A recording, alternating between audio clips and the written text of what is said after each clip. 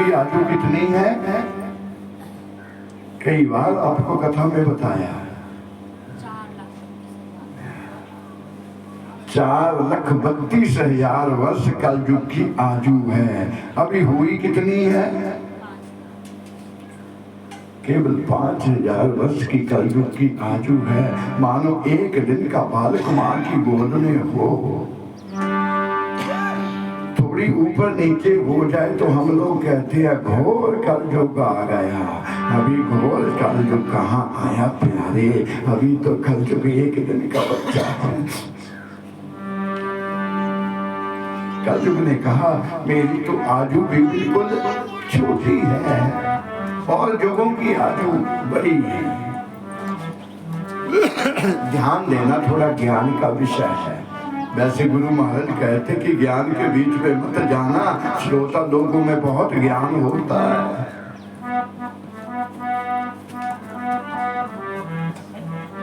तो आइए, सतयुग की आयु कितनी थी? सतयुग की आयु थी 17,28,000 वर्ष। सतयुग की अपनी आयु थी। सतयुग के बाद त्रेता आया। त्रेता की आयु थी 12,96,000 वर्ष। कितनी? त्रेता युग की अपनी आयु 12,96,000 वर्ष त्रेता युग की आयु हुई। त्रेता के बाद द्वापर आया। द्वापर के बीच में 8,64,000 वर्ष द्वापर की अपनी आयु थी।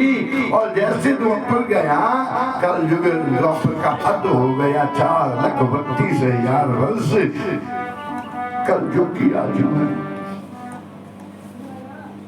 ध्यान देना, कल युग के सतयुग के अंदर, सतयुग के अंदर जो इंसान की देह मान होती थी, शरीर होता था। ध्यान देना, जो शरीर होता था 21 हाथ लंबा शरीर हुआ करता था। कितना? 21 हाथ लंबा जो शरीर हुआ करता था। और आयु कितनी थी? इंसान की आयु थी 1,00,000 वर्ष। सतयुग में 1 वर्ष लाख आयु थी और 21 हाथ लंबा ये शरीर था।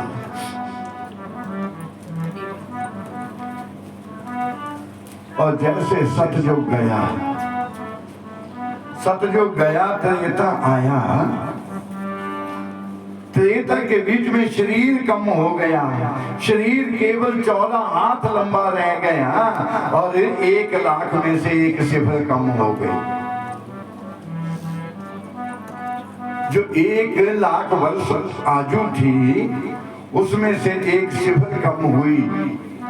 1,00,000 में से 1 सिफर कम कर दो, कितनी रह गई? 10,000 वर्ष आयु रह गई और 14 हाथ लंबा शरीर रह गया। जैसे त्रेता गया, त्रेता में से 10,000 में से 1 सिफर और कम हो गई।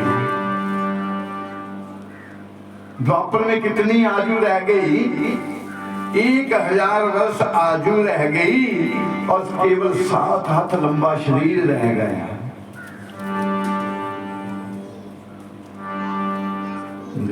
हरे कृष्ण, हरे कृष्ण, हरे कृष्ण।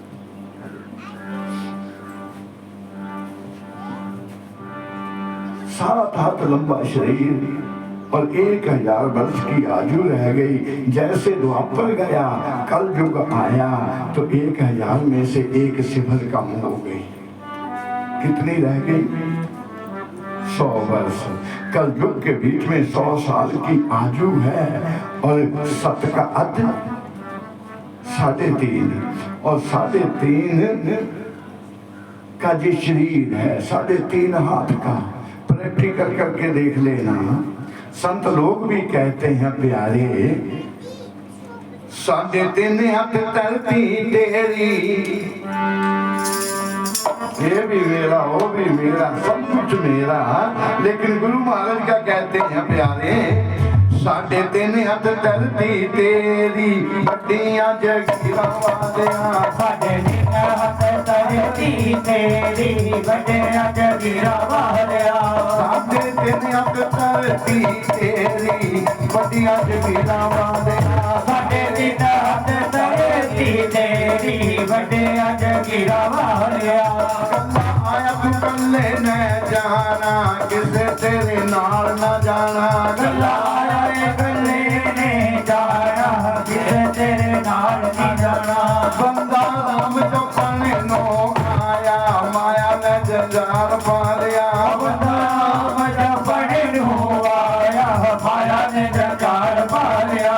तेरा चमना किसे भी कम आना, पशुआं दे हट विकले। तेरा चमना किसे कमे आना, पशुआं दे हाल विकले।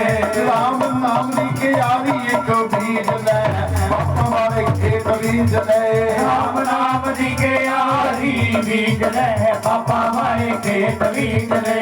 साढ़े तीन हथ धरती तेरी, बड़ियां जगीरां वालिया। साढ़े तीन हथ धरती तेरी, बड़ियां जगीरां वालिया। आज 3.5 हाथ का शरीर है और 100 वर्ष की आयु है और 92 करोड़ श्वासों की पूंजी है।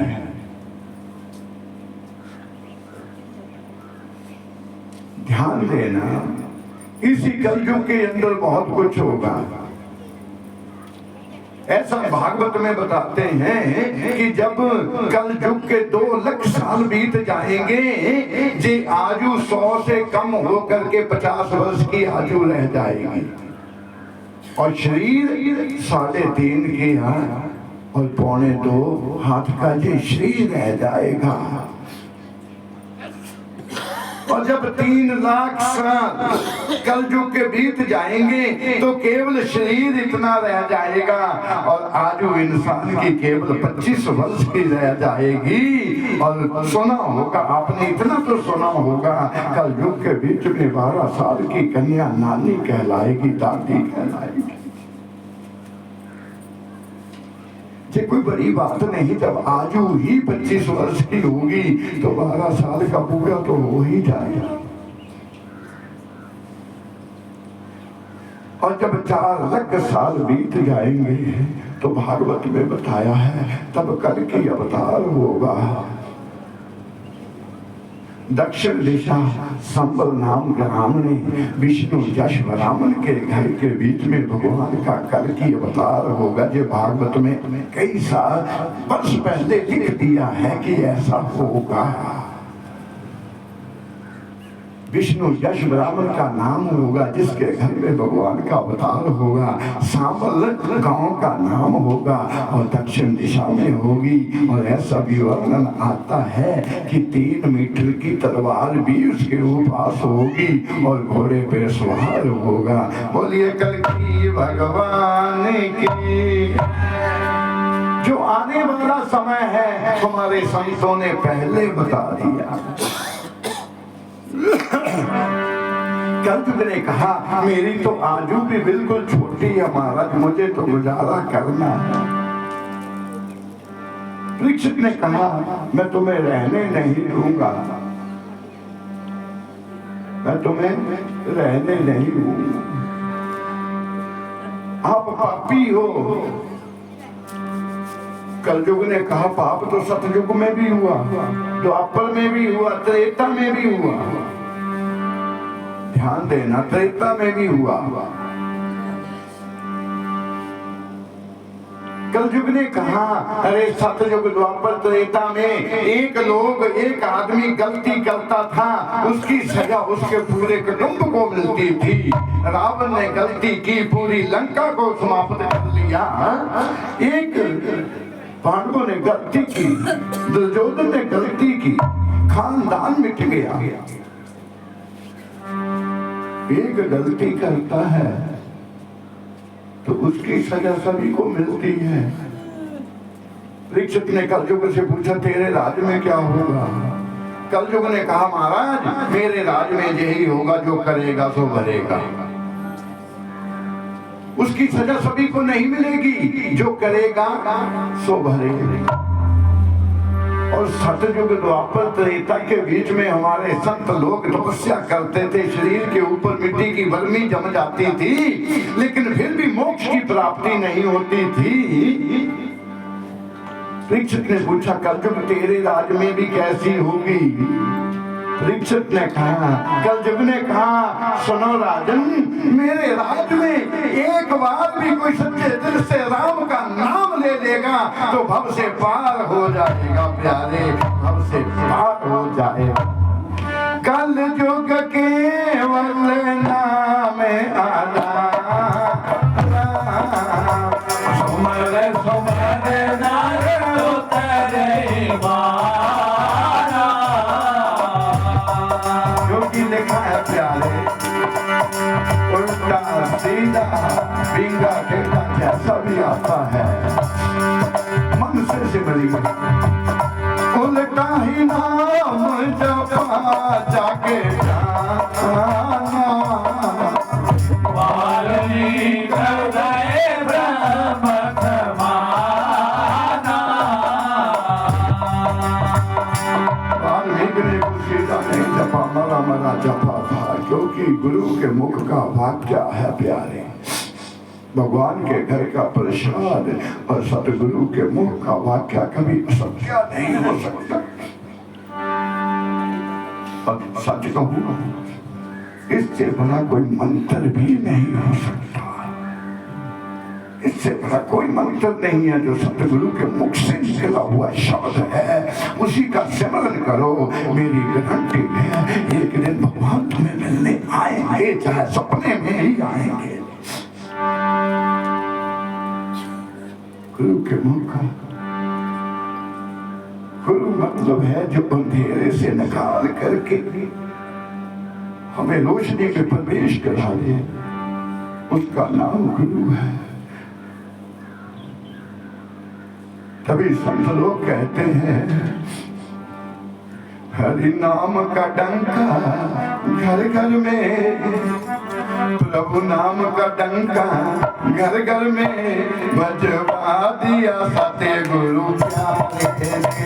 हरि नाम का डंका घर घर में बजवा दिया सतगुरु प्यारे ने।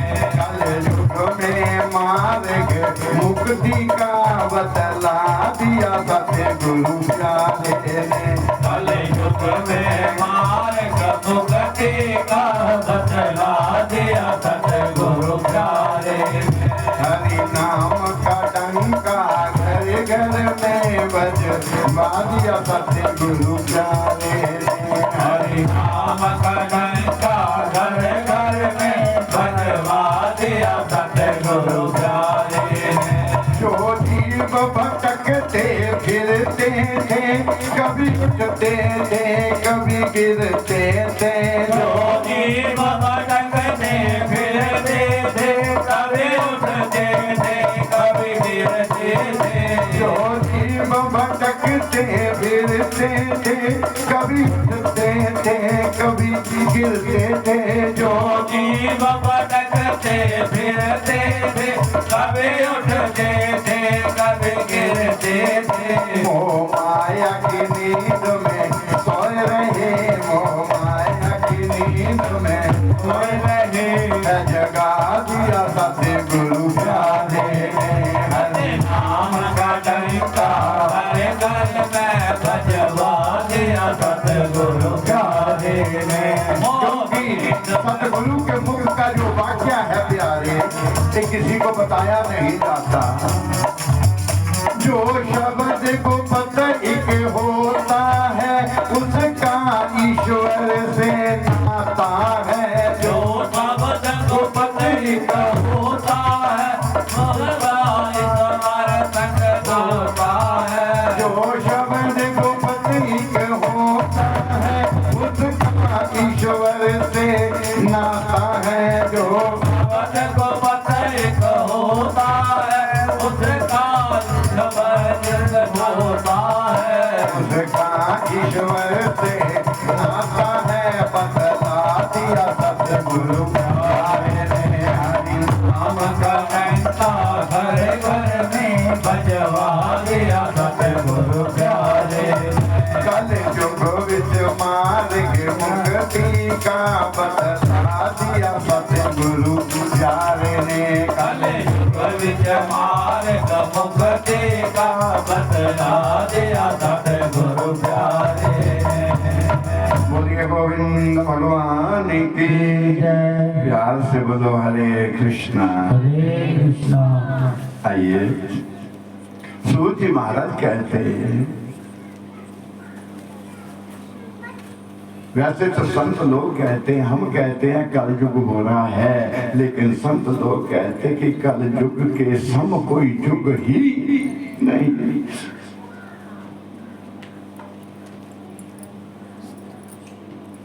आगे आगे आप कथा में सुनोगे।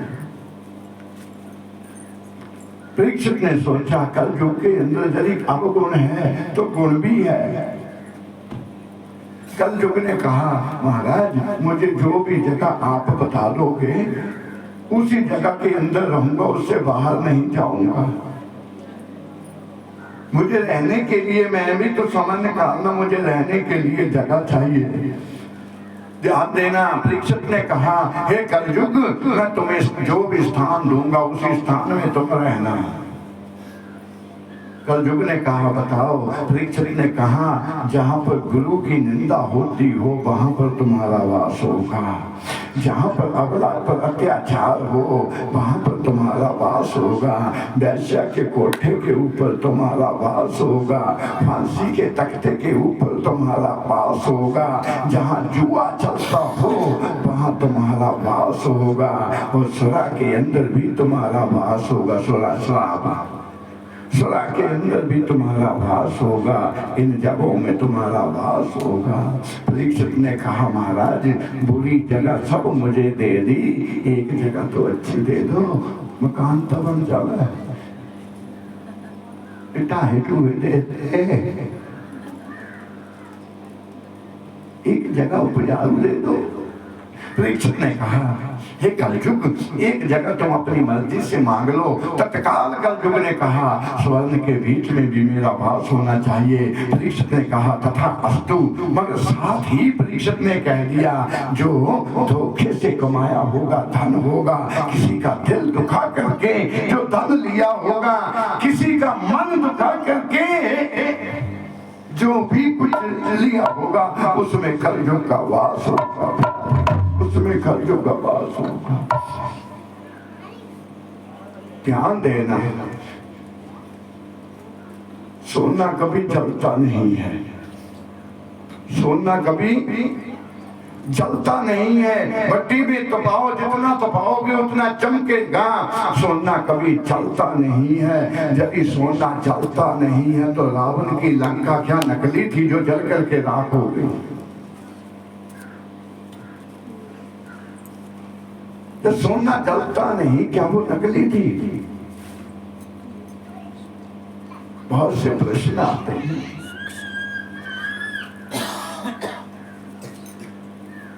स्वर्ण के बीच में पाप से कमाया हुआ जो स्वर्ण उसमें कलयुग का भास है। इतने में गैया भी पृथ्वी का रूप गैया ने बनाया। जो बैल था वो धर्म का रूप था। आज भी धर्म के 3 पांव टूट चुके हैं। ध्यान देना, सतयुग के अंदर लोग जप तप करते थे तो धर्म के 4 पांव थे।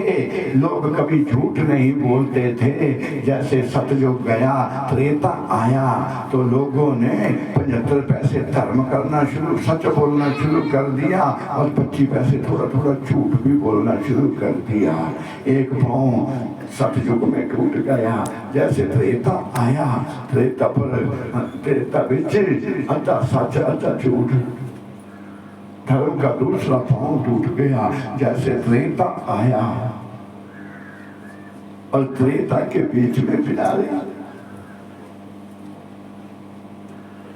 75 पैसे 50 पैसे झूठ का 50 पैसे सच द्वापर थे। और जैसे कलयुग आया तो कलयुग में आज 75 पैसे झूठ हो गया, केवल 25 पैसे ही सच रह गया। 3 पांव टूट गए, एक ही पांव है धर्म का प्यारे। परीक्षित अपने महल में आए। एक दिन फिर परीक्षित के मन में आया जंगल में जाकर के शिकार खेलना।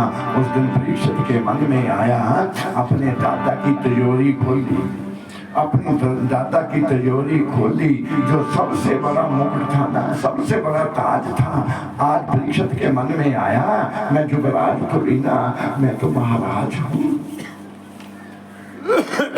अब मैं महाराज हूँ। सबसे बड़ा जो ताज था वो परीक्षित ने निकाल करके अपने सर के ऊपर रखा। और तुलसी सूर्य महाराज कहते हैं जैसे वो ताज सर के ऊपर आया तो कलयुग सर के ऊपर बैठ गया परीक्षित के। किसी ने पूछा जो परीक्षित ने उस दिन ताज लगाया क्या वो पाप की कमाई थी? क्या वो किसी का दिल दुखा करके लिया हुआ था? पांडवों ने ध्यान देना प्यारे, जो उस दिन परीक्षित ने ताज पहना वो महाराजा जरासंध का ताज है। क्योंकि राजा लोग जब युद्ध को जाते थे तो ताज ही लेकर के आते थे। आज भी हम लोग कहते हैं जो पगड़ी होती है ना ये ताज है।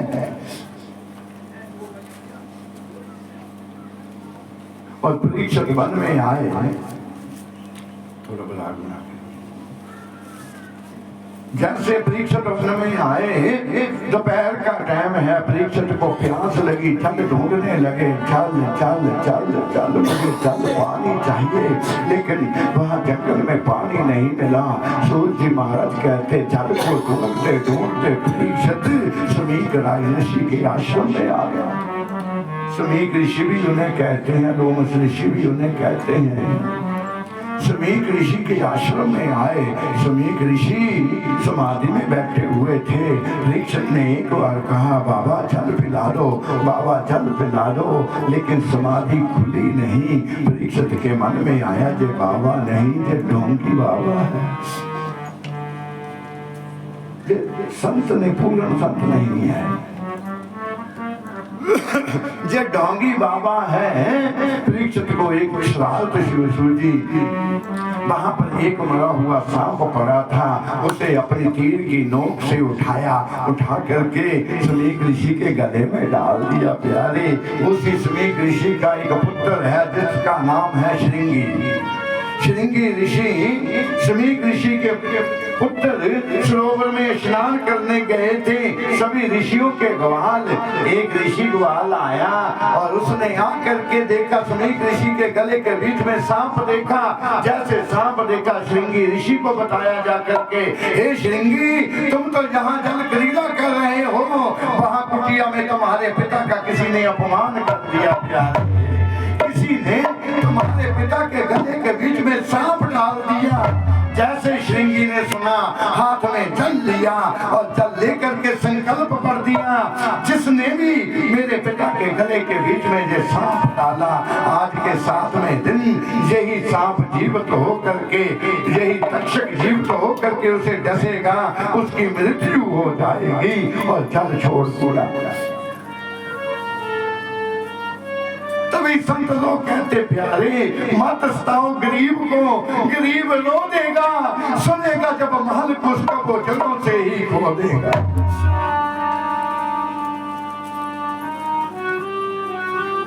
सूर्य महाराज कहते ऋषियों, समीक ऋषि कुटिया में आए। कुटिया में आए, पिता के गले के बीच में सांप देखा, जो रोज से रोने लगे, चिल्लाने लगे। जैसे जो जोर से रोने लगे, चिल्लाने लगे, समीक ऋषि के नैन खुल गए। पुत्र को रोते हुए देखा, नैन खुले गए। ध्यान देना प्यारे, बच्चों को चोट लगती है तो दर्द पिता को होता है। बच्चों को चोट लगती तो दर्द पिता को होता है, भक्त को चोट लगती तो दर्द भगवान को होता है, दर्द भगवान को होता है। पिता को रोते हुए देखा, पुत्र को रोते हुए देखा, समीक ऋषि के नैन खुले।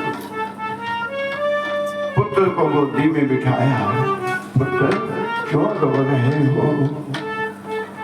श्रृंगी ऋषि ने कहा, आप तो पूजा में बैठे हुए थे, लेकिन आपके गले के बीच में जो किसी ने सांप डाल दिया।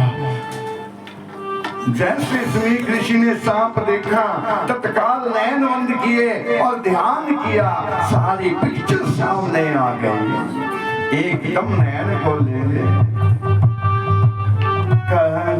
श्रृंगी, तुम ये बताओ, आपने कोई शाप तो नहीं दिया? आपने कोई शाप तो नहीं दे दिया? श्रृंगी ने कहा, मैं तो शाप दे चुका हूँ, क्रोध में आकर के शाप दे दिया।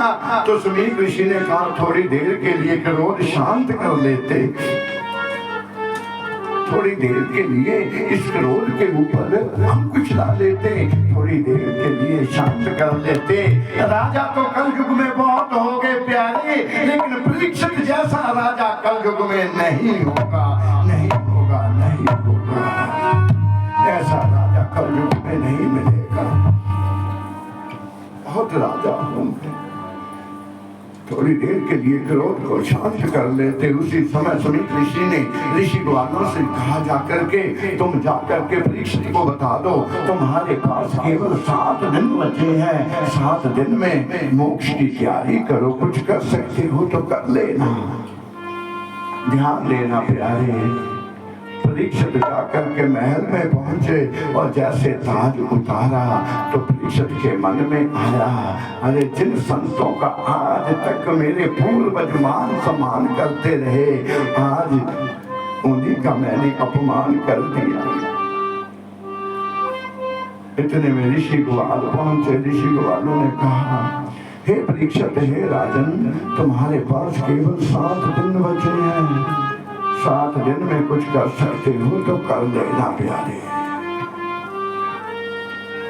उसी समय परीक्षित ने सर से ताज उतारा, शाही वस्त्र उतार दिए, केवल एक लंगोट के बीच में आ गए।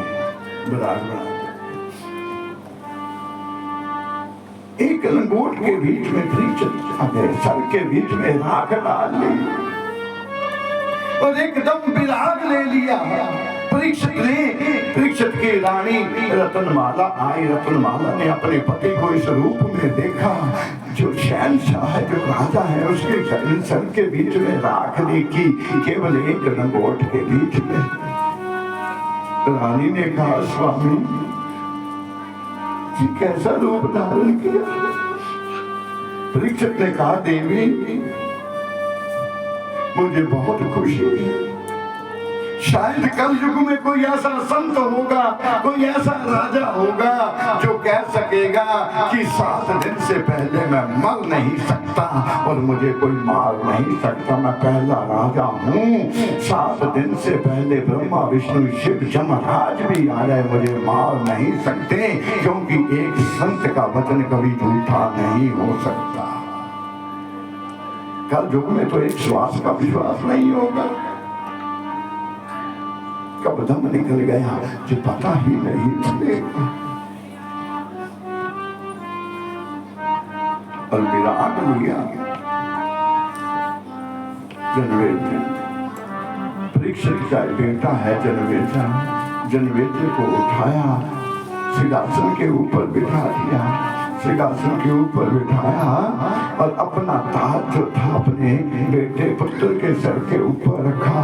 जब जनवेद्य ने कहा, पिताजी हस्तिनापुर बहुत बड़ा है, ये भार मैं नहीं संभाल सकता हूँ, ये ताज मैं नहीं संभाल सकता हूँ। परीक्षित ने रो करके कहा, पुत्र तुम बड़े अच्छे हो, तुम्हारा पिता तुम्हें ये ताज पहना रहा, तुम्हारा पिता जी तुम्हें ताज पहना रहा। जिस दिन मेरे सिर पर ये ताज आया था प्यारे, मेरा तो पिता भी नहीं था, मेरे दादा ने मुझे ताज पहनाया, क्योंकि उस समय अभिमन्यु नहीं थे प्यारे।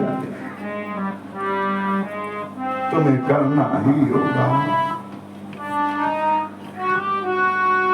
सूत जी महाराज कहते परीक्षित उसी समय सब कुछ छोड़ करके जनवेदा को राग दे करके गंगा के किनारे बैठ गए, जाकर के आसन लगाया, नैन बंद किए, एक मंत्र का जाप करने लगे। परीक्षित आइए आप भी कर लीजिए, 2 मिनट के लिए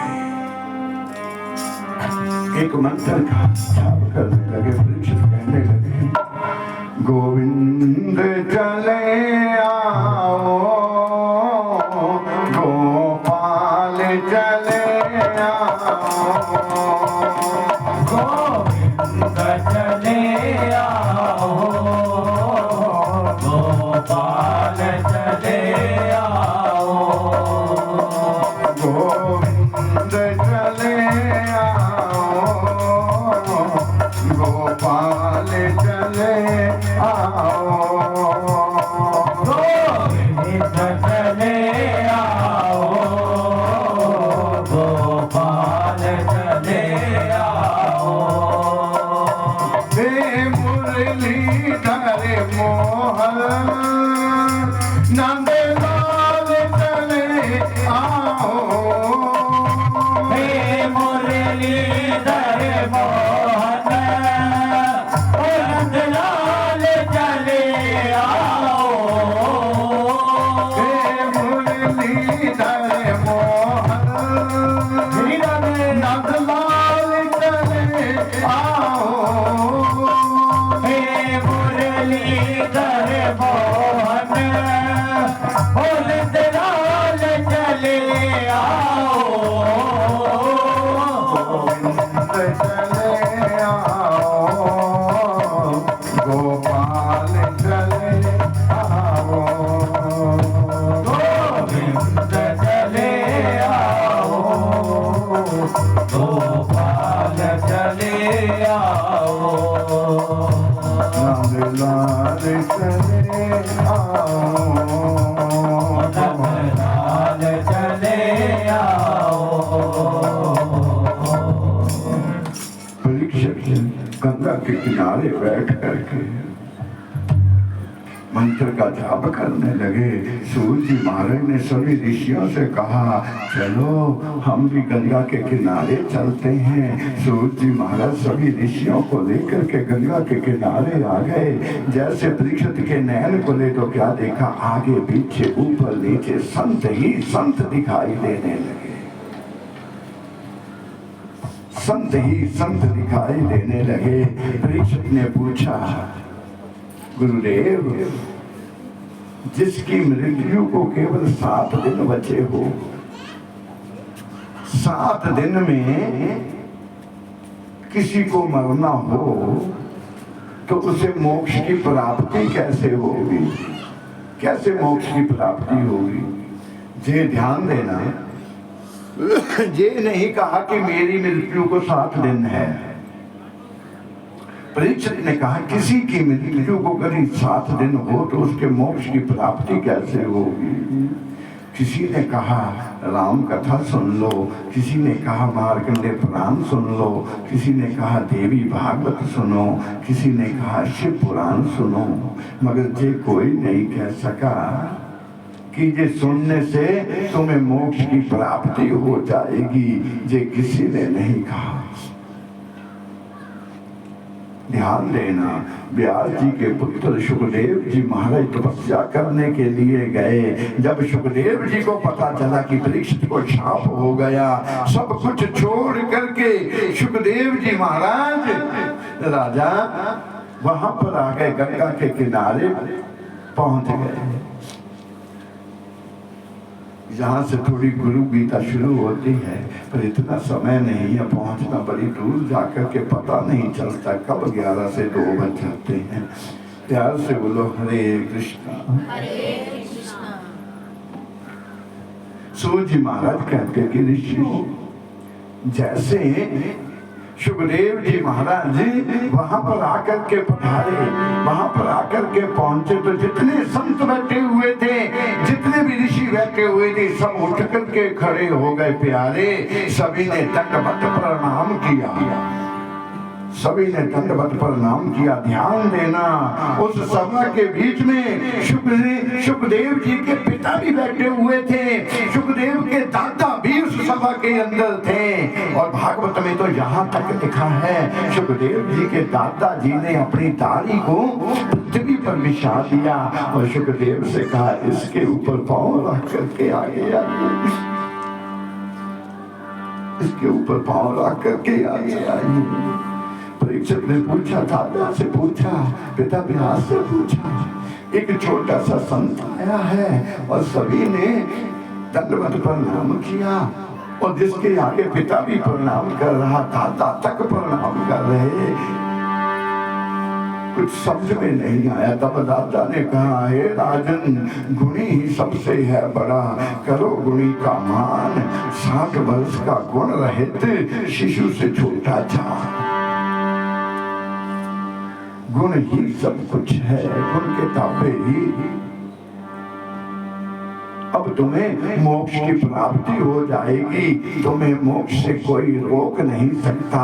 प्यारे आसन लगाया, आसन के ऊपर सुखदेव जी महाराज को बिठा दिया और चरणों में परीक्षित बैठ गए। परीक्षित ने यही प्रश्न किया, हे गुरुदेव, किसी की मृत्यु को केवल 7 दिन बचे हो, उसके मोक्ष की प्राप्ति कैसे होगी?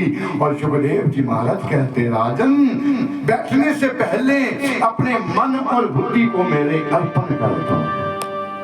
ध्यान देना, कोई भी वक्ता कथा करता है, ठाकुर जी के सामने जब आते हैं तो आते ही अपने मन और बुद्धि को ठाकुर जी के अर्पण कर देना चाहिए, क्योंकि ये बुद्धि बड़ी चलाक है, ये मन बड़ा चंचल है। बैठे सत्संग में हो, ये मन पता नहीं कहाँ कहाँ घूम रहा है।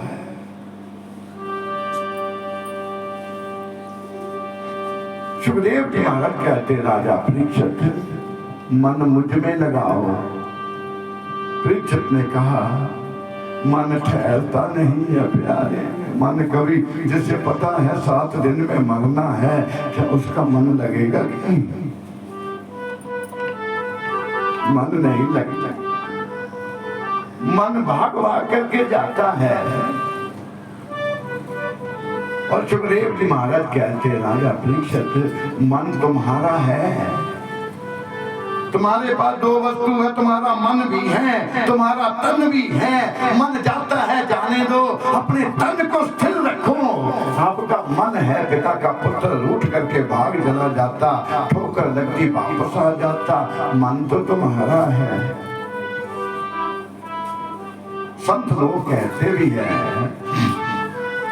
सुखदेव जी महाराज कहते, राजा परीक्षित, मारो जी किच के तीर जी से मन नो मारो, मारो जी किच के तीर जी से मन नो मारो, मारो जी किच के तीर जी से मन नो मारो।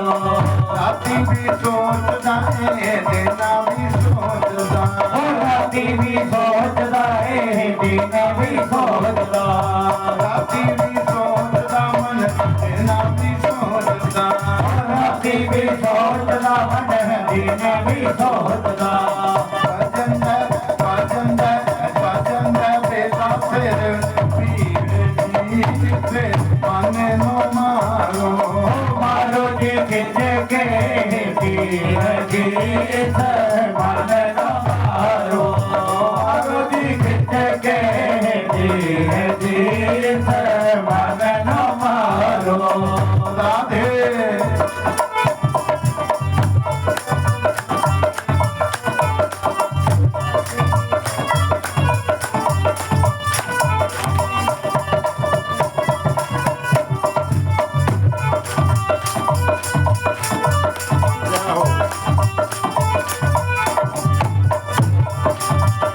शुक्र है, भगवान ने सोने के लिए रात बना दी। कैसी प्रभु ने काहे नाथ बांधी, एक दिन के पीछे एक रात बांधी। अगर रात ना होती तो भी काम समाप्त नहीं होते प्यारे। रात ना होती फिर भी रात को हम सो जाते हैं, लेकिन ये मन सोचता है सवेरा ओ भी करना जे मन चंचल है प्यारे। भजन बेला फिर पीर जी से मन नो मारो। मारो जी खिंच के तीर जी से मन नो मारो। मारो जी खिंच के तीर जी से मन नो मारो।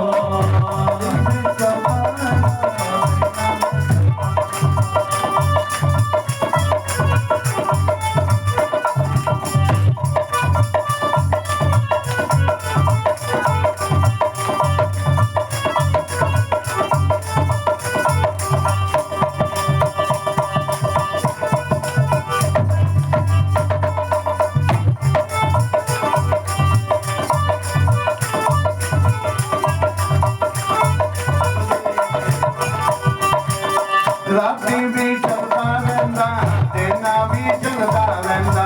राती भी चलता रहंदा दिन भी चलता रहंदा। राती भी चलता रहंदा दिना भी चलता रहंदा। राती भी चलता रहंदा दिन भी चलता रहंदा। क्योंकि जे मन है राती भी चलता दिना भी चलता।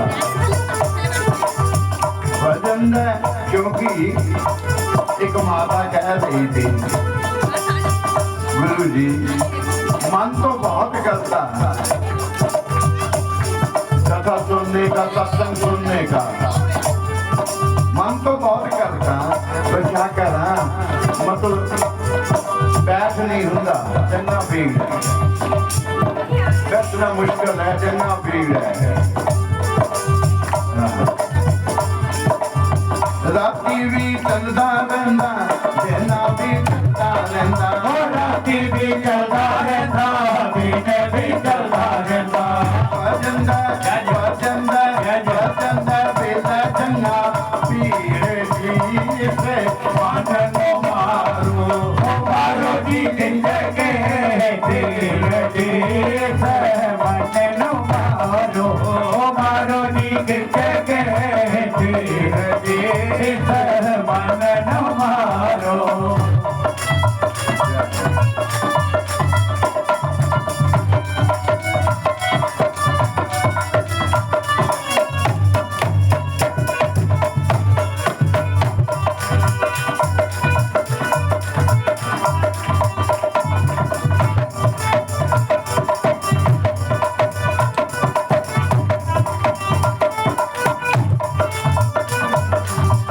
लेकिन ये मन ऐसा है, ये मन ऐसा है बाजार में जा रहे हो कभी मन करता मूंगफली खा लो, कभी मन करता गोलगप्पे खा लो, कभी मन करता तो पता नहीं ये अच्छा है ये अच्छा है, लेकिन मन टिकता नहीं है क्योंकि ये शरीर की इंद्रियां हैं। जिस शरीर की इंद्रियां हैं अपना अपना काम पूरा करती है, जिसका जो काम है वो करती है। ध्यान देना कैसे करती है। आम का वृक्ष है, आम का वृक्ष है, बहुत अच्छे आम लगे हुए हैं। आम के वृक्ष को आम लगे हुए हैं, आंखों ने देखा, नैनों ने देखा कि आम लगे हुए हैं, देखने को अच्छे लगते हैं, लेकिन आंखें चल करके नहीं जा सकती। आम खाना है, आंखों ने देख तो लिया लेकिन आंखें चल करके नहीं जा सकती। फिर पांव ने इशारा किया, फिर पांव चले, पांव ने अपना काम किया, आम तक पहुंच तो गए लेकिन पांव आम तोड़ नहीं सकते। ध्यान देना, थोड़ा ज्ञान का विषय है। आंखों ने देख तो लिया आम, लेकिन आंखें चल करके नहीं जा सकती। चल करके कौन गया? पांव। पांव चलकर तो चले गए लेकिन आम तोड़ नहीं सकते। आम तोड़ा किसने? हाथों ने। हाथों ने आम तोड़ तो लिया लेकिन हाथ खा नहीं सकते। हाथों ने आम तोड़ लिया, आंखों ने देखा, चल करके पाँव गए। हाथों ने अपना काम किया, तोड़ लिया, लेकिन क्या हाथ खा सकते हैं? हाथ खा नहीं सकते। खाया, खाया मुंह ने। अरे खाया मुंह ने, टेस्ट जीवा ने लिया। ध्यान देना, खाया मुख ने, स्वाद कर लिया जीवा ने। जीवा तक ही स्वाद है, आगे तो गटर है ना। हम गंदगी की बात करते हैं, लेकिन पाइया आधा किलो गंदगी तो सब अपने गटर में लेकर के घूमते हैं। जीवा से गले से आगे ये गटर है। खाया किसने? स्वाद खाया मुख ने, स्वाद टेस्ट किसने लिया? जीवा ने। इतने में वो आम वाला आ गया, जिसका आम था वो आ गया। उसने पीठ पर 2-4 डंडे मार दिए प्यारे। आंखों ने देखा, पांव चल करके गिए, हाथों ने तोड़ा, मुख ने खाया, टेस्ट जीवा ने लिया, डंडे पीठ ने खाया। ना जिसने आम को देखा, ना तोड़ा, ना खाया, ना टेस्ट लिया, लेकिन फिर भी डंडे खाए। जी अपनी अपनी इंद्री का काम है। इसी तरह कहते हैं कि मन है। हलवा भी मंगता मन, पूरी भी मंगता। हलवा भी मंगता मन, पूरी भी मंगता। हलवा भी मंगता पूरी भी मंगता। हलवा भी मंगता मन, पूरी भी मंगता। भजन भजन भजन बेटा बेटा पीर जी से मन नो मारो। ओ मारो जी खिंचे के पीर जी से मन न मारो। मारो जी खिंचे के पीर जी से मन न मारो। राती भी चलता है, देना भी चलता। और राती भी चलता है, दिन भी चलता। सवेरे साडा संजू कहता है, संजू कहता है आज माता आलू बनाने शाम ना। पर कहता सवेरे पनीर के परौंठे खाने, क्योंकि ये जरा मन है वो अच्छा चला प्यार। राती भी हलवा भी मंगता मन, पूरी भी मंगता। ओ हलवा भी मंगता मन, पूरी भी मंगता। मंगता मकर पनीर जीत मन न मारो। मारो जीत जीत मन न मारो। मारो जीत जीत मन न मारो। बोलिए गोविंद भगवान की। जोर से बोलना पड़ेगा। राधे राधे। दोनों हाथ उठा करके बोलना पड़ेगा। राधे राधे। थोड़ा जोर से बोलो ना। राधे राधे। थोड़ा प्यार से बोलो ना। राधे राधे। आइए सुखदेव जी महाराज कहते, राजा परीक्षित अपने मन और बुद्धि को मेरे अर्पण कर दो।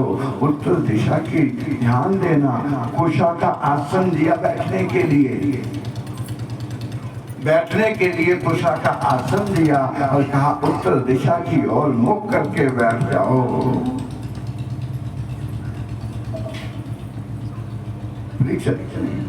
परीक्षित ने कहा गुरुदेव, जिसकी मृत्यु को केवल 7 दिन बचे हो, उसकी उसको मोक्ष कैसे प्राप्त होगा? सुखदेव जी महाराज कहते राजा परीक्षित 7 दिन तो बहुत होते हैं प्यारे। यदि आपके पूर्वज तो ऐसे हुए जिन्होंने एक घड़ी के बीच में ही मोक्ष को प्राप्त कर दिया, एक घड़ी 24 मिनटों में। 7 दिन तो बहुत है। आपके तो पूर्वज ऐसे हुए जिन्होंने 1-2 घड़ी के बीच में ही मोक्ष की प्राप्ति कर ली। अरे सुखदेव जी महाराज कहते राजा परीक्षित, एक राजा खटवांग हुए। कौन राजा हुए? राजा खटवांग हुए। जब देवासुर संग्राम होता था, देवताओं और दैत्यों का आपस में युद्ध होता था, तो यहाँ के राजा अपनी सेना लेकर के देवलोक में जाते थे। ध्यान देना, आज तक कोई मर जाए तब कहते ना स्वर्ग गया, स्वर्ग सुधार गया जी, छटका आए होंगे स्वर्ग। किसने देखा? वो कहां गया? कर्म तो अपने ही है।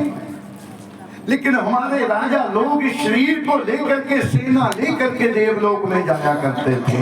कई बार महाराजा जनक गए, कई बार महाराजा दशरथ गए सेना लेकर के, कई बार राजा मानधाता, कई बार राजा खटवान गए। सुखदेव जी महाराज कहते राजा परीक्षित, देवासुर संग्राम होने लगा, खटवांग अपनी सेना को लेकर के गए और देवता लोग जीत गए। सभी देवताओं ने कहा खटवांग से कि हम देवता लोग हैं, जो मांगना चाहते हो वो मांग लो। खटवांग ने कहा यदि आप देवता हैं, आपके पास तो हिसाब किताब है, आप बताइए, मांगना तो बाद में, पहले ये तो बताइए कि मेरी आयु कितनी है। खटवांग ने कहा मांगना तो बाद में, ये तो बताइए मेरी आयु कितनी है बची है। तभी धर्मराज ने कहा तुम्हारी आयु केवल 3 घड़ी तुम्हारी आयु है, केवल 3 घड़ी। खटवांग ने कहा फिर मांगना क्या? अरे पल की खबर नहीं, समान 100 साल का बांध लिया। ये भी मेरा, वो भी मेरा। यारे ध्यान देना, मुट्ठी बांध के आए थे, हाथ बसाले जाओगे, ना किसी कुछ साथ में लाओगे, ना कुछ साथ ले जाओगे।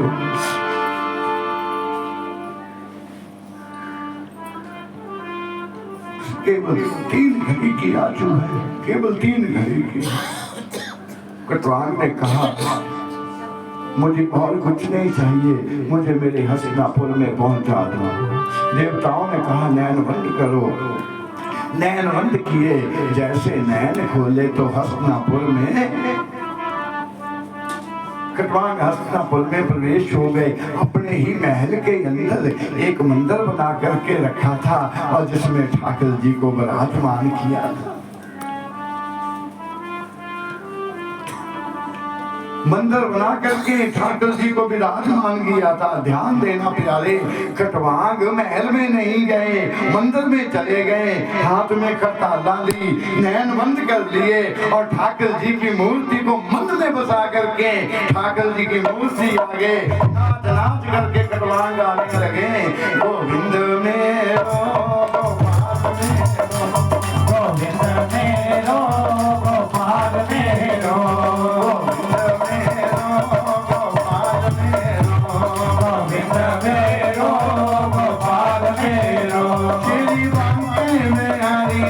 लाल मेरो, श्री बाटे हरि नंद लाल मेरो, गोविंद मेरो गोपाल मेरो, गोविंद मेरो गोपाल मेरो।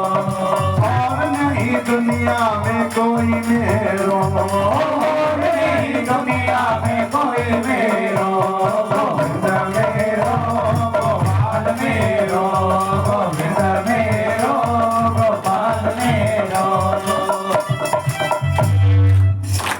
खटवांग के नैन बंद है, मंदिर के अंदर गोविंद मेरो है, गोपाल मेरो है। 3 घड़ी का समय है, 1 घड़ी बीत गई प्यारे, 2 घड़ी बाकी रह गई।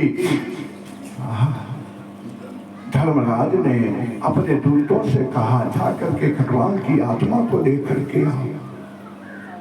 यमराज ने अपने दूत भेजे, खटवान की आत्मा को लेकर के आओ। यमराज के दूत आ गए, लेकिन खटवांग ने नैन नहीं खोले। ठाकुर जी को छवि को मन में बसाया और सामने खड़े होकर के नैन बंद है प्यारे अंदर से दर्शन कर रहे। खटवांग गोविंद मेरो है, गोपाल मेरो है, और नहीं दुनिया में कोई मेरो है। एक घड़ी का समय समाप्त हो गया। यमराज के दूत आ गए लेने के लिए, लेकिन मंदिर के अंदर दूत नहीं जा सकते प्यारे। दूत बाहर खड़े हो गए, खटवांग को कहते आ जाओ आ जाओ, लेकिन खटवांग ने नैन ही नहीं खोले और ठाकुर जी की छवि हृदय में है और नैनों से आंसू बह रहे और ठाकुर जी से कह रहे, हे कन्हैया, हे गोविंद, हे केशव, हे प्रभु, मेरा कोई ना सहारा बिन तेरे, नंदलाल सवरिया मेरे, मेरा कोई न सहारा बिन तेरे, नंदलाल सवरिया मेरे, मेरा कोई न सहारा बिन तेरे, नंदलाल सवरिया मेरे, मेरी डूबी बवर में नैया, ओ मेरी डूबी बवर में नैया, मेरी डूबी बवर में नैया, मेरी डूबी बवर में नैया, प्रभु बन जाओ आप खवैया, प्रभु बने आप खवैया, तुयो शाम अते तुयो सवेरे, नंदलाल सवरिया मेरे, मेरा कोई न सहारा बिन तेरे, नंदलाल सवरिया मेरे, हरिया जाओ प्रभु जाओ, ओ हरिया जाओ प्रभु आ जाओ, हरिया जाओ प्रभु जाओ, हरिया जाओ प्रभु आ जाओ, आगे कष्ट हरो सब मेरे, नंदलाल सवरिया मेरे, मेरा कोई न सहारा बिन तेरे, नंदलाल सवरिया मेरे।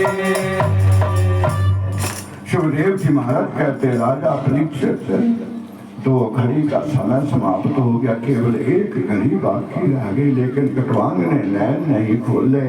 गोविंद मेरो है, गोपाल मेरो है। यही आवाज जब द्वारका में पहुंची, ध्यान देना, यही आवाज द्वारका में पहुंची, तब कन्हैया ने अपने पार्षद भेज दिए कि खटवांग की आत्मा को लेकर के गोलोक में आओ। उधर धर्मराज के दूत है, यहाँ पर भगवान के पार्षद है। 2:30 घड़ी का समय समाप्त हो गया। सुखदेव जी महाराज कहते, केवल आधी घड़ी का समय रह गया। धर्मराज सोचने लगे, इस समय तो आत्मा को आ जाना चाहिए था, दूत आत्मा लेकर के नहीं आए, धर्मराज ही पृथ्वी पर आ गए। धर्मराज मंदिर के आगे पृथ्वी पर आ गए। उधर भगवान ने सोचा, मेरे पार्षद खटवान की आत्मा को लेकर के नहीं आए, द्वारका को छोड़ करके मेरे ठाकुर भी प्रवेश हो गए प्यारे। दोनों का आपस में संवाद होने लगा। धर्मराज ने, ठाकुर जी कहते मैं इसे गोलोक में लेकर के जाऊंगा, लेकिन धर्मराज कहते हैं श्यामलीपुरी में लेकर के जाऊंगा। धर्मराज ने कहा, प्रभु जी आपने नियम बनाया है, जी आपने नियम बनाया है, कोई भी आत्मा जहां से जाएगी जैसा उसने कर्म किया होगा, पहले धर्मराज के पास जाएगी, फिर हिसाब किताब होगा, उसके हिसाब से ही नर्क स्वर्ग की लड़ी चलेगी। हे भगवान, दोनों बातें कर रहे लेकिन 3 घड़ी का समय समाप्त हो गया प्यारे। वहां पर तो वो रील चली हुई है, कोई पता नहीं, कटवान में तो एक ही पता है, गोविंद मेरो गोपाल मेरो, गोविंद मेरो गोपाल मेरो, गोविंद मेरो गोपाल मेरो, गोविंद मेरो गोपाल मेरो, नंदलाल मेरो, श्रीमान देव हरि नंदलाल मेरो, श्रीमान देव हरि नंदलाल मेरो, श्रीमान देव हरि नंदलाल मेरो। हरे कृष्णा कृष्णा कृष्णा हरे हरे, हरे कृष्णा कृष्णा कृष्णा हरे हरे, हरि बोल हरि बोल हरि बोल हरि बोल हरि बोल हरि बोल हरि बोल हरि बोल। राधे कृष्णा कृष्णा कृष्णा राधे कृष्णा कृष्णा कृष्णा राधे कृष्णा कृष्णा कृष्णा राधे कृष्णा कृष्णा कृष्णा, बोलो राधे राधे राधे राधे राधे राधे राधे राधे राधे राधे राधे राधे राधे राधे राधे राधे, जय जय श्री राधे राधे राधे, जय जय श्री राधे, जय जय श्री राधे।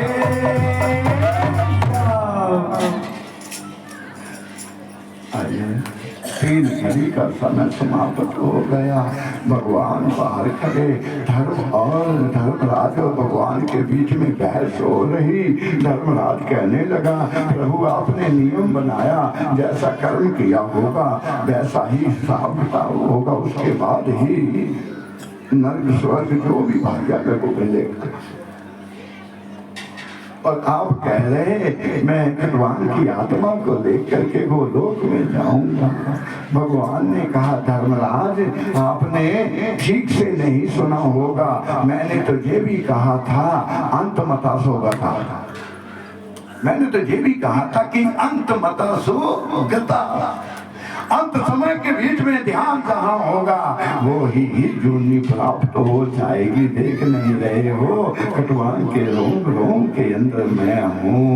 देखते रह गए धर्मराज, कटवान के अंदर से ज्योत निकली, मेरे ठाकुर जी के हृदय में समाई और कटवान को लेकर के गोलोक में वास किया। सुखदेव जी महाराज कहते, राजा परीक्षित 7 दिन तो प्यार बहुत होते हैं, केवल 3 घड़ी के अंदर ही मोक्ष की प्राप्ति हो जाती है। ध्यान से सुनना थोड़ा ज्ञान का विषय है। सुखदेव जी महाराज कहते, राजा परीक्षित जो भी मैं कहूंगा आपने केवल ये ही कहना कि सत्य है, सत्य है, सत्य है। हे गुरुदेव, आपके मुख से जो भी निकला वो सत्य है। सुखदेव जी महाराज कहते, राजा परीक्षित अब मैं तुम्हें सृष्टि का वर्णन सुनाता हूं।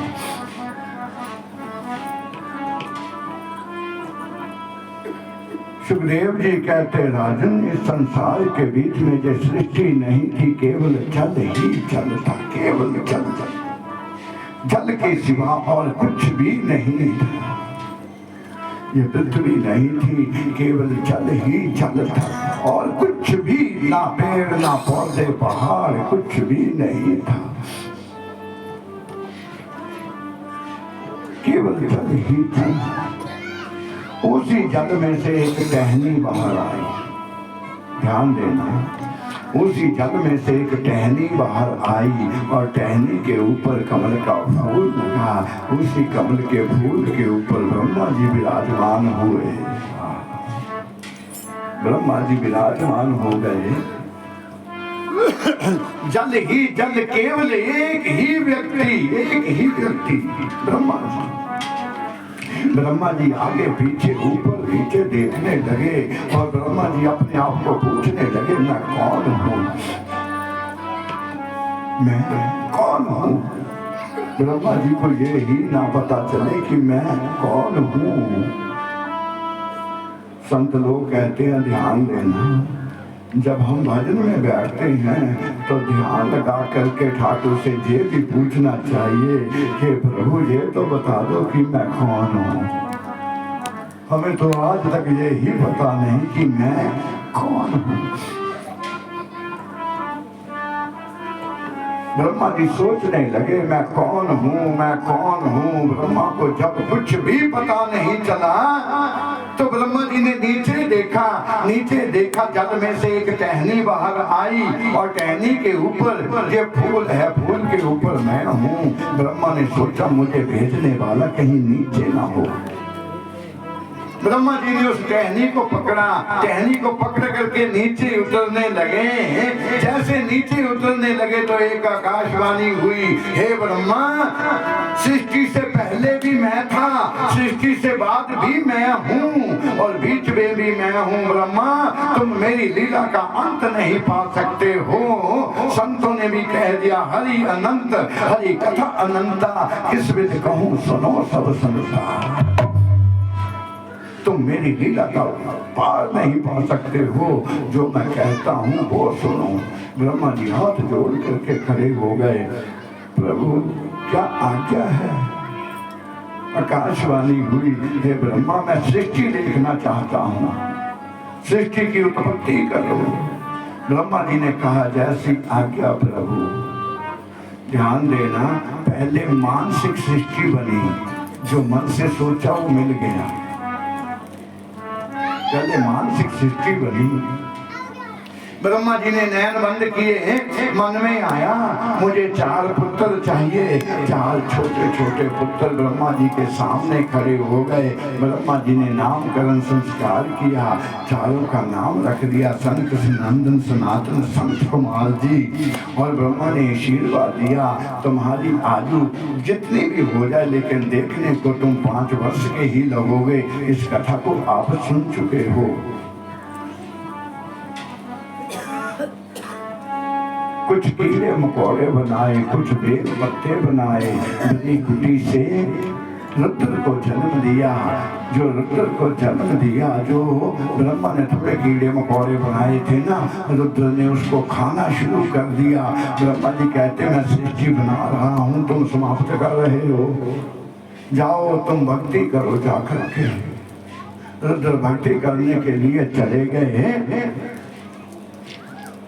थोड़े बेल पत्ते बनाए तो इतने में आकाशवाणी हुई, है ब्रह्मा जी अब मैथुन सृष्टि बनाओ, अब मैथुन सृष्टि बनाओ।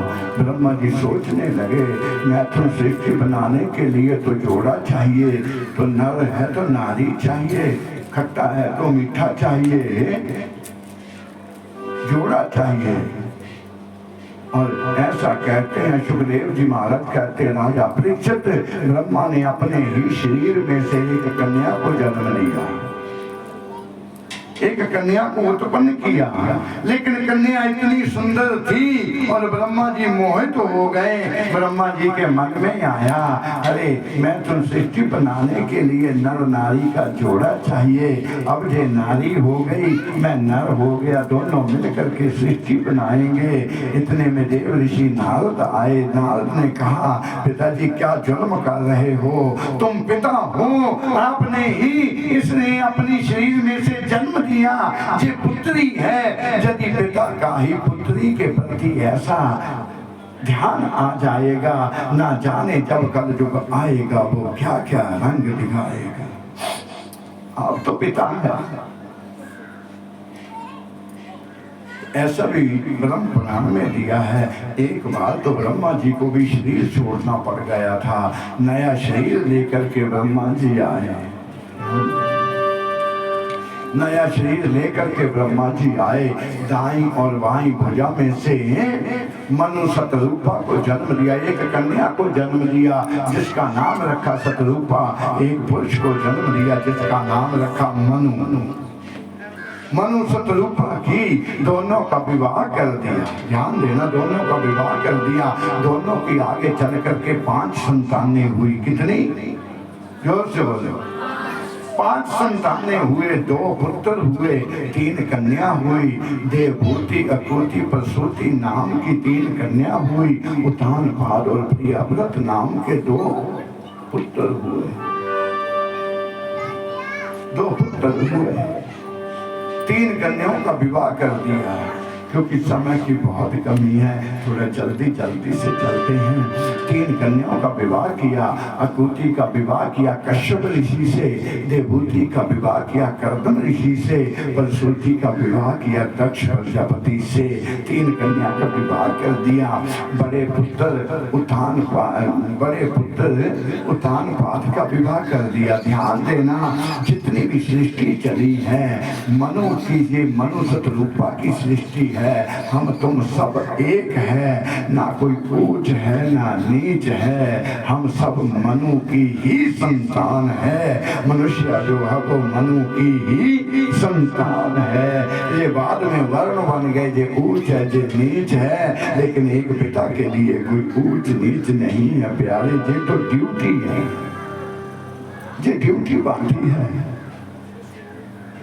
प्यार से बोलो हरे कृष्णा। उतान पाद का विवाह किया। सुनीति नाम की रानी विवाह करके आ गई। काफी समय निकल गया, लेकिन घर में संतान नहीं हुई।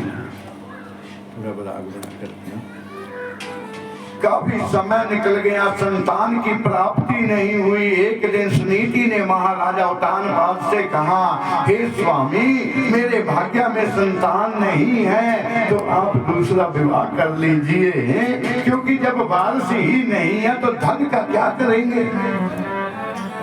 आप दूसरा विवाह कर लीजिए। उतान पाद ने कहा कि देवी, आपने जो सोच करके कहा, तुम्हें पता है जब दूसरी रानी आएगी तो एक ही घर के बीच में 2-2 चूल्हे जलेंगे और 2-2 नाली बहेगी। हमने बोया ही नहीं, तो काटेंगे कहां से? तो कहां से काटेंगे? जो भाग्य में नहीं है, कहां से काटेंगे? लेकिन बड़ी रानी मानी नहीं प्यारे, दूसरा विवाह करवा दिया। महाराज दूसरी रानी आई, सुरुचि नाम की रानी आई। दूसरी रानी का डोला जैसे महल में आया, बड़ी रानी आरती का थाल लेकर के आई। जैसे बड़ी रानी आरती का थाल लेकर के आई, छोटी रानी ने देखा, महाराज से पूछा, महाराज ये कौन है जो आरती का थाल लेकर के आई? महाराज ने कहा, ये मेरी बड़ी पटरानी है, ये सुनीति है, बड़ी रानी है। छोटी ने कहा, जब एक रानी थी तो मुझे क्यों लेकर के आए? क्योंकि एक म्यान में 2 तलवारें नहीं रह सकती प्यारे, मुझे क्यों लेकर के आए? जा तो मुझे मेरे मायके में छोड़ करके आओ, जब बड़ी रानी को छोड़ दो, जब बड़ी रानी को छोड़ दो। महाराजा उतान पाद ने बड़ी रानी की ओर देखा, हे रानी, मैंने आपको पहले कहा था, मैंने आपको पहले कहा था। बड़ी रानी ने कहा कि बहना तुम बाहर आ जाओ, बहना डोली से बाहर आ जाओ, ये सब कुछ तुम्हारा है, ये महल भी तुम्हारा है, ये राज भी तुम्हारा है, सब कुछ तुम्हारा है, तुम बाहर आ जाओ। मुझे कुछ नहीं चाहिए, मुझे कुछ नहीं चाहिए। जो तेरी कोख से लाल पैदा होगा ना, मैं उसे खिलाया करूंगी। बहना बस 2 रोटी दे देना, और मुझे कुछ नहीं चाहिए, केवल 2 रोटी दे देना। सुरुचि ने कहा, यदि रहना है तो महल में तो जगह नहीं है, इसे खेतों में कुटिया डाल दो, से निकाल दो।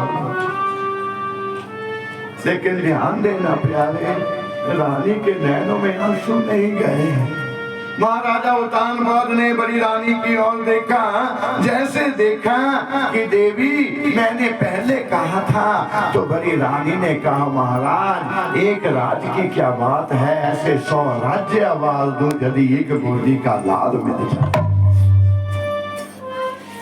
एक राज की बात है, 100 राज्य आवाज गोदी का लाल मिल जाए। कई बार हम कथा में कहते हैं कोई दुनिया में कोई धन बड़ा नहीं है प्यारे, संतान से बड़ा कोई धन नहीं है, संतान से बड़ा कोई सुख भी नहीं। सबसे बड़ा धन भी संतान है, सबसे बड़ा सुख भी संतान का है, सबसे बड़ा दुख भी संतान है।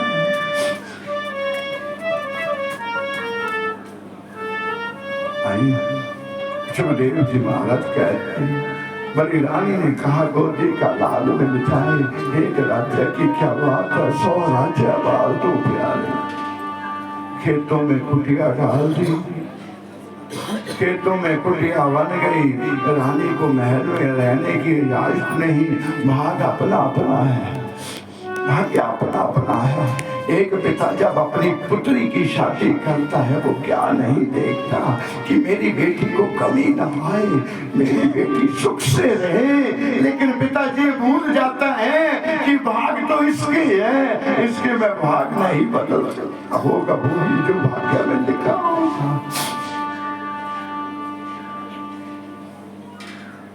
भाग किसके नहीं।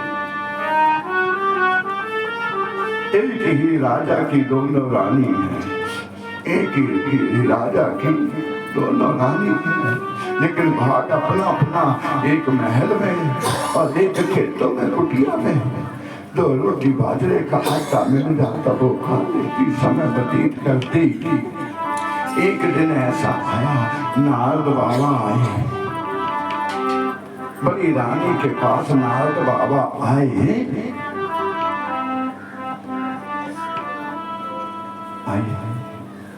सुखदेव जी महाराज कहते राजा परीक्षित से एक दिन महाराजा उतानपाद शिकार खेलने के लिए वन में चले गए। शिकार खेलने के लिए वन में गए और वन में जाकर के शिकार खेलने लगे। रात में समय ज्यादा हो गया, रात में टाइम थोड़ा ज्यादा हो गया, समय ज्यादा हो गया, मानो 11-12 बज गए। महल में वापस आए तो सभी दरवाजे बंद थे, महल के सभी द्वार बंद थे। उतानपाद ने किसी को जगाया नहीं, ना किसी को आवाज लगाई। आज उतानपाद के मन में आया चलो आज की रात बड़ी रानी के पास ही चलते हैं प्यारे। महाराजा उतानपाद बड़ी रानी के पास आए, जैसे आवाज लगाई रानी बड़ी रानी बाहर आई, देखा तो महाराज खड़े हैं। बड़ी रानी के नैनों में आंसुओं की धार जाने लगी। महाराज आप तो सोने चांदी के बर्तनों में भोजन करने वाले हो, आप तो गद्दे पर बैठने वाले हो, इस गरीब के पास आज वो सब कुछ नहीं है, सब कुछ वो नहीं है। महाराज को अंदर ले गई, घास फूस का बिस्तर बिछाया, घास फूस का बिस्तर बिछाया और सुखदेव जी महाराज कहते राजा परीक्षित वो तो एक बहाना था। उसी रात से बड़ी रानी गर्भवती हो गई। बोलिए गोविंद भगवान की जय। बड़ी रानी खेतों में गर्भवती हो गई, छोटी रानी महल में।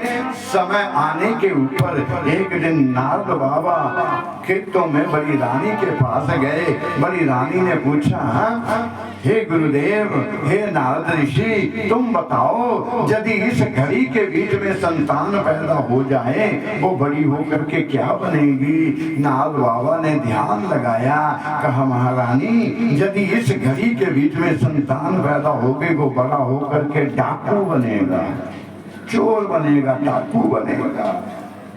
रानी ने कहा यदि एक घड़ी का समय निकल गया दूसरी घड़ी के बीच में संतान पैदा होगी, तो नारद ने कहा दूसरी घड़ी में संतान पैदा होगी, बड़ा होकर के शूरवीर बनेगा। कहा, हे नारद बाबा, यदि 2 घड़ी का समय निकल जाए, तीसरी घड़ी में संतान पैदा होगी, वो बड़ा होकर के क्या बनेगा?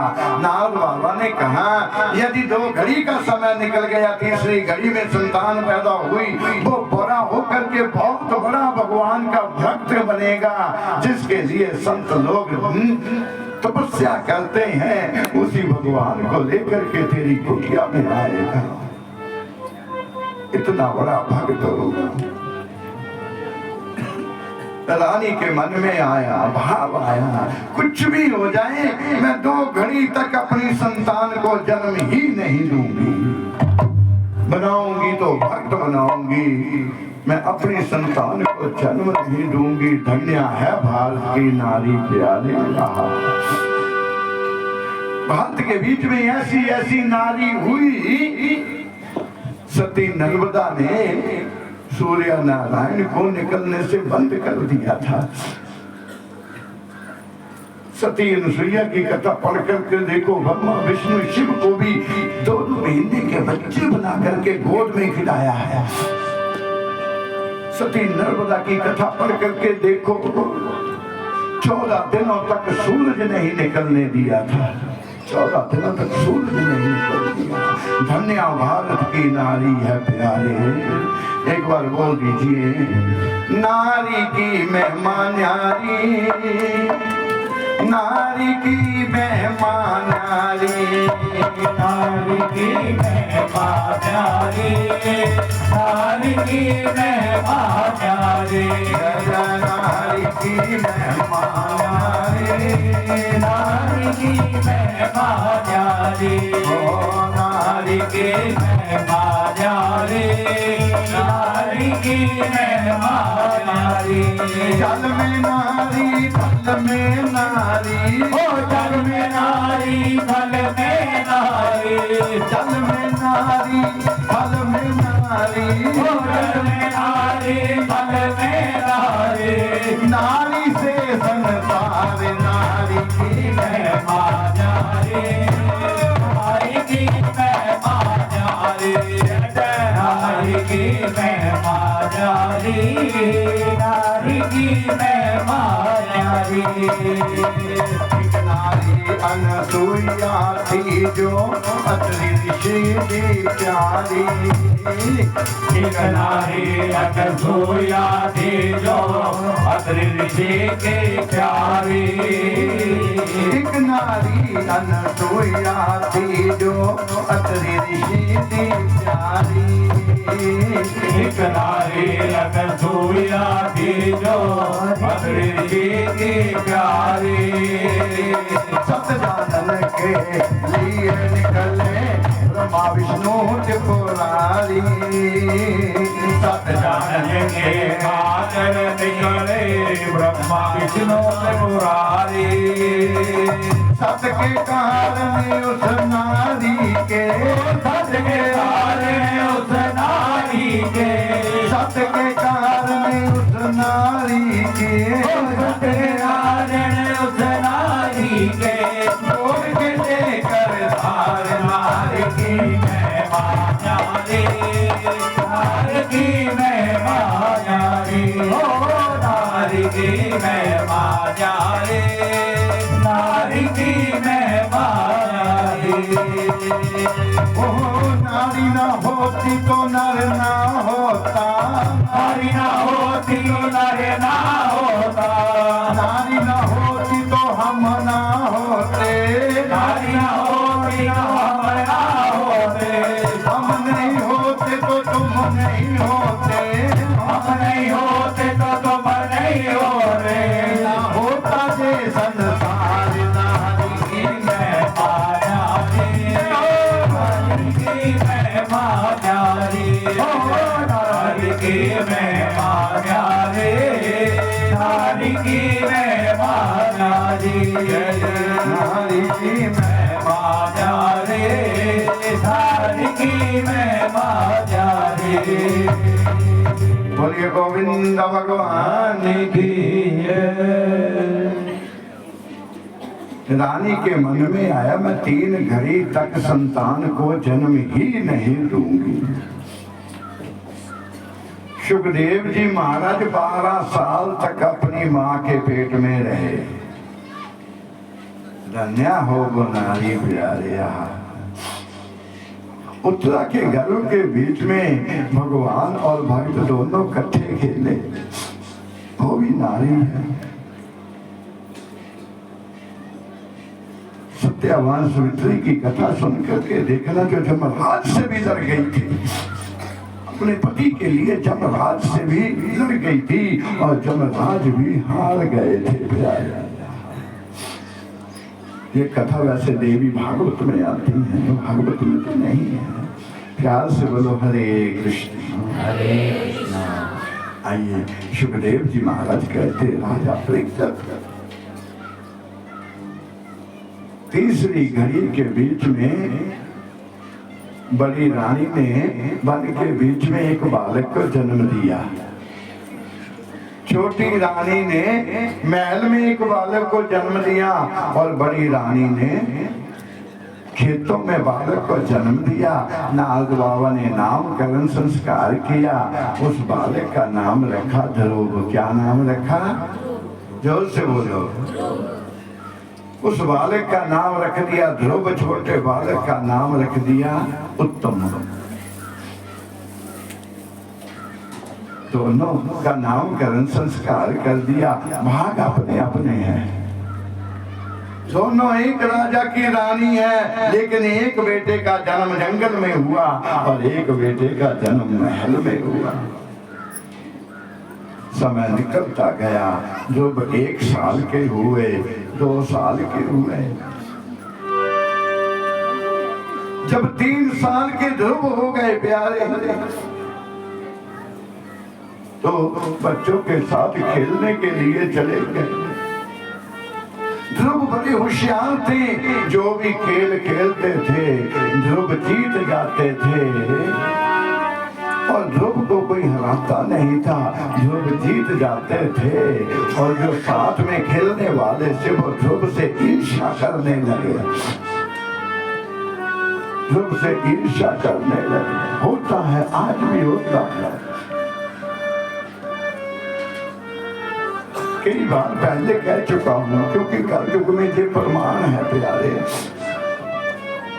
ध्रुव से ईर्ष्या करने लगे। बच्चों ने सोचा इसे तो अपने साथ खिलाना ही नहीं चाहिए, क्योंकि रोज हम हार जाते हैं और ये जीत जाता है, इसे साथ में नहीं खिलाना। बच्चों ने कहा तो इसे निकालना कैसे? कैसे इसे कहें तुम हमारे साथ नहीं खेलोगे, इसे निकालना कैसे? सभी बच्चों ने मीटिंग की, मीटिंग में पास किया, इसको ऐसी बात कह देनी कि खुद ही नहीं आएगा खेलने के लिए। जब ध्रुव खेलने के लिए गया तो सभी बच्चों ने कहा हम तुम्हारे साथ नहीं खेलेंगे, ना तुम्हें अपने साथ खिलाएंगे। ध्रुव ने कहा क्यों? सभी बच्चों ने कहा हे ध्रुव, तुम्हारी माँ का तो पता है, लेकिन आज तक तुम्हारे पिता का पता ही नहीं, तुम हमारे साथ नहीं खेलोगे। ध्रुव के नैनों में आंखों की धार जाने लगी। ध्रुव बाहर आया, कुटिया में आ गए, माँ की गोद में पड़ गए। ध्रुव रोने लगे, चिल्लाने लगे। माँ ने पूछा बात क्या है? ध्रुव ने कहा माँ, बच्चों ने आज डॉक्टर लगाई कि तुम्हारे पिता का कोई पता नहीं, तुम ही बताओ मेरा बाप कौन है, तुम ही बताओ मेरा पिता कौन है। माँ तुम ही बताओ। माँ के नैनों से आंसुओं की धार चली। तब माँ ने कहा हे पुत्र, तेरा पिता इस शहर का शहंशाह है, तेरा बाप इस शहर का राजा है। ध्रुव ने कहा माँ, पिता राजा हूँ, पिता शहंशाह हो और माँ भिखारी हो। ये कहाँ लिखा? पिता शहंशाह, पिता राजा है तो माँ भी रानी होनी चाहिए। माँ ने बोला ध्रुव तुम्हें नहीं। ध्रुव के मन में आया आज पिता से मिलने जाऊंगा, और ध्रुव भाग करके महल में आए। उतान पर बैठे हुए थे, उत्तानपाद बैठे हुए थे। उत्तानपाद ने ध्रुव को देखा, उठा करके गोदी में बिठा लिया। उत्तानपाद बड़ा प्यार करने लगे। छोटा पुत्र उत्तम आया, उत्तम को दूसरी गोद में बिठा लिया। दोनों बच्चों से प्यार करने लगे ध्रुव।